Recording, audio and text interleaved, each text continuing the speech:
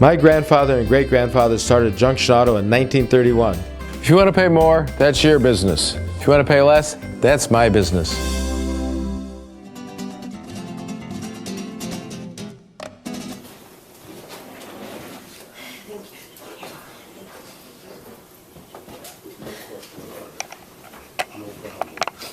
I think that would happen by operation of law.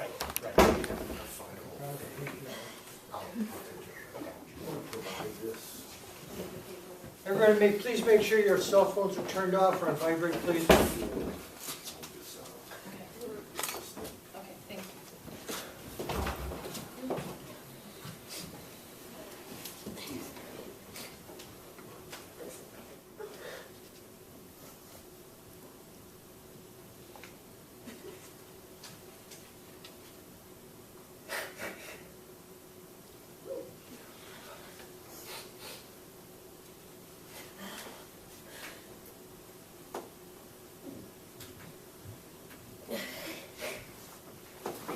All rise.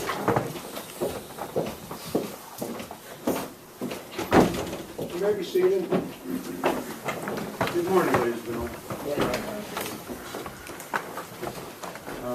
Good morning, Mr. Joyce. You're Mr. Marion? Yes, Judge. Mr. Marion, do you have any statement to make before we proceed? None, Judge. All right. Mr. Prosecutor?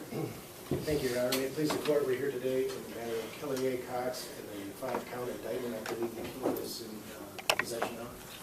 Has the court received an indictment? Yes, I have a copy of the indictment. Yeah, so we'll be here for initial appearance and initial plea. And you are Kelly A. Cox?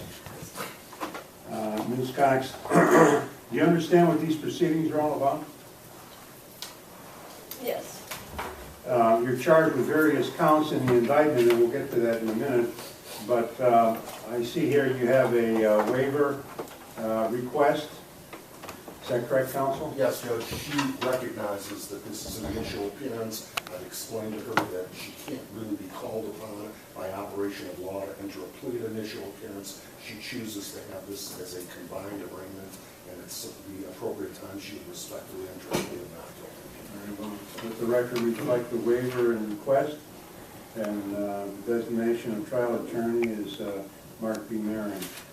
Ma'am, you've been charged by way of indictment on various counts. Do you understand what it is that you are charged with in the indictment? Yes. Do you wish me to explain what the charges are and the penalties? No, thank you. Very well.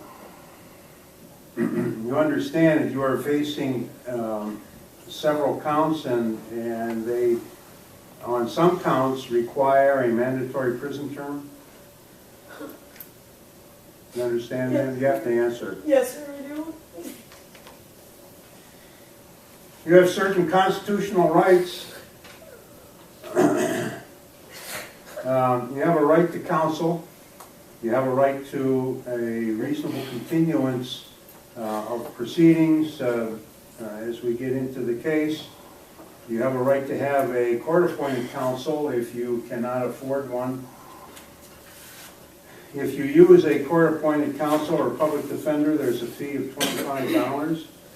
You have a right to remain silent throughout all of the proceedings, extending to the trial. You have a right not to take the witness stand if you so choose, and you have a right to have a trial by jury if you choose. You understand those rights? Yes. Is your client ready to enter a plea at this time? Yes, Your Honor. For the record, we would acknowledge receipt of the indictment. We received it this morning, but we would waive the 24-hour notice requirement, and we would respectfully enter a plea of not guilty.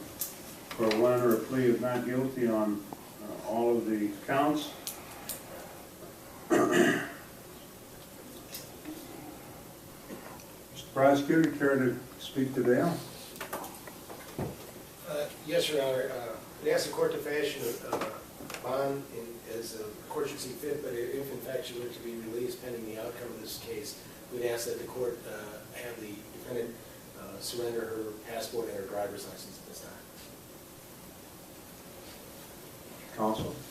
Judge, I want to bring a couple of matters to the attention of the court at 7 a.m. this morning. Kelly surrendered herself to the Geauga County Sheriff's Department.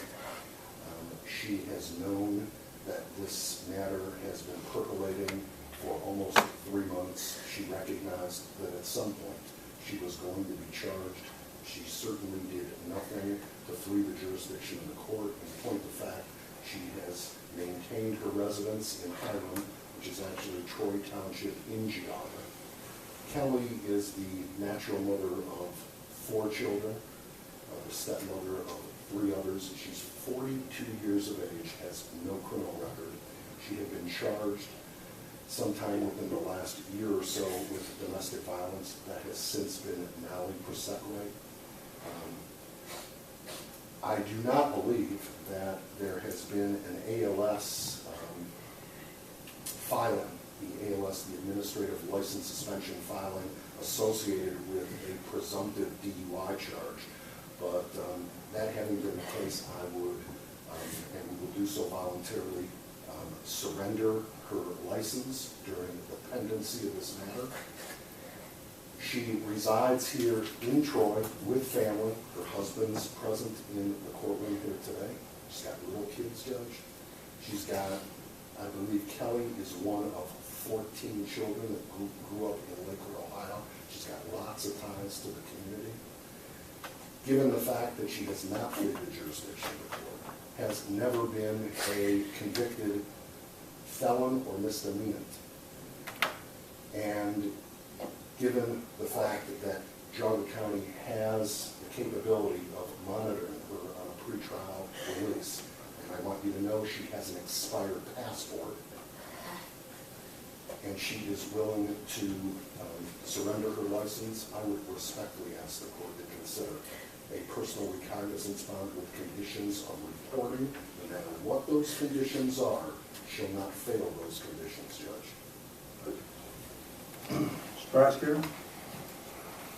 Your Honor, with all due respect to Mr. Marine, there is one conviction in 1999 for a kid skip when you're going to see the accident in Lakewood, Ohio.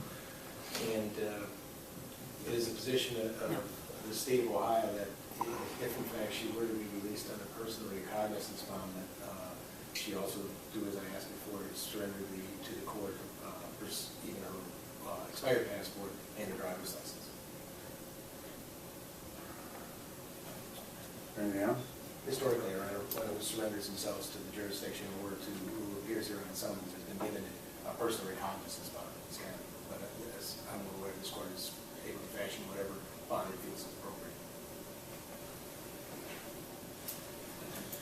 Very well. Court will place a personal recognizance bond. However, the court is going to order a pretrial release, and she is to report weekly. She will surrender her passport, whether it's lapsed or not, and her driver's license will be taken